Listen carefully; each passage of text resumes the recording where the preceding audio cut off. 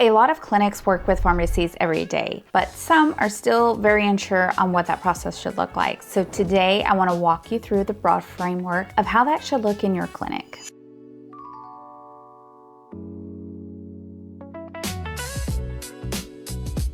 Because this is not whether a medication just came from a pharmacy. When a clinic works with a pharmacy, there are a few things that need to be very clear. Who are you getting it from? Who is ordering it? Who is signing for it? And does the paperwork really match what your team is doing? In this video, I'm going to show you how the clinic and the pharmacy should work together, why that matters, and what your meds boss should check. Now, before we get into it, this video is for educational purposes only and is not legal advice for your exact situation. And it is not a state-by-state breakdown of every pharmacy rule. My goal is to help you understand this in a simple way so that you can look at your own setup, spot any weak areas, and know when you may need legal help in your state. This matters because a lot of clinics are working with pharmacies, ordering medications, and building workflows around those medications without ever being clearly taught how that relationship is supposed to function. And when that relationship is not clear, this is where the confusion starts. Not just confusion around paperwork, confusion about who has authority, who is ordering, and what kind of pharmacy is being used, and whether the clinic is really working the way it should.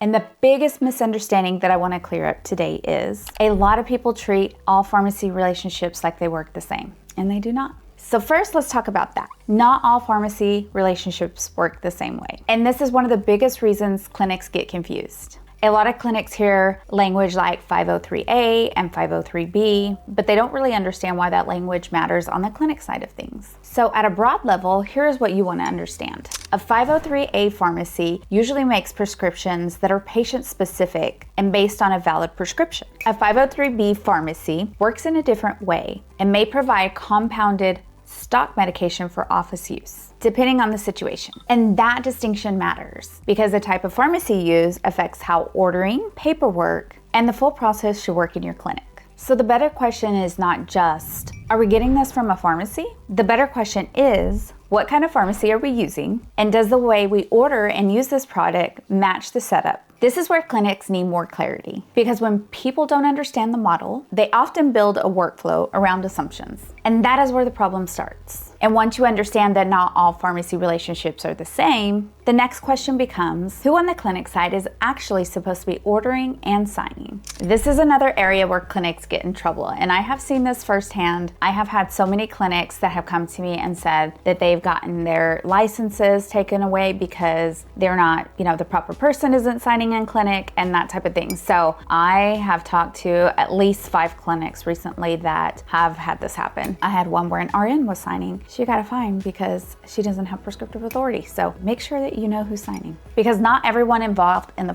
workflow has the same authority. And that is where people start blurring the lines. Someone may be involved in operations. Someone may be involved in communication. Some may be involved in coordinating the patient experience. But that does not mean they can prescribe, order, or sign the same way the licensed provider can. And that distinction matters a lot because internal approval is not the same thing as prescriptive authority. Operational involvement is not the same thing as legal authority. And when clinics blur those lines, paperwork mistakes happen. This is exactly why this topic matters so much because the majority of clinics are not intentionally trying to do things wrong. They are just working inside of a process that was never clearly explained. And over time, people start treating convenience like compliance, but they're not the same thing. The important question is, who is actually authorized to do what? Who can review? Who can coordinate? Who can approve something internally? And who actually has the authority to prescribe and sign? Because those roles should not be treated like they're interchangeable. Let me give you a simple example. A clinic is working with a pharmacy, products are being ordered regularly, and everything feels normal. The team is moving quickly, people are helping things move along, and the workflow feels efficient. But if you stop and really look at it,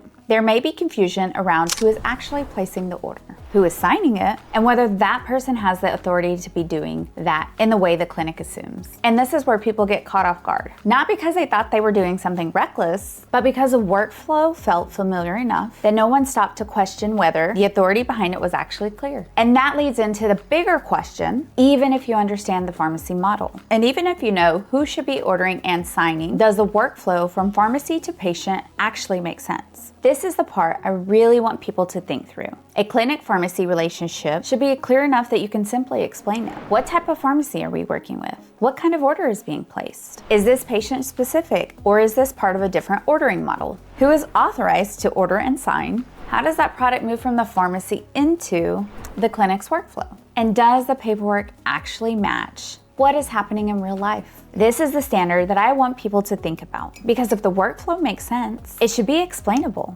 right? It should be consistent, and it should not depend on guessing. If a product is ordered one way, written down another way, and used in a different way, that is when the process starts to get blurry. And once the relationship is blurry, the compliance risk grows. Because the issue is not just medication access. Now the issue is whether the whole system around the medication makes sense. So if you want a simple way to review the clinic-pharmacy relationship in your own practice, I would start with these questions. What type of pharmacy relationship are we actually using? Is this patient-specific, or are we treating it more like office stock? Who is actually authorized to order and sign off? Are we clear on the difference between operational approval and actual prescriptive authority? And does the paperwork actually match the way the medication is flowing from the pharmacy to the patient?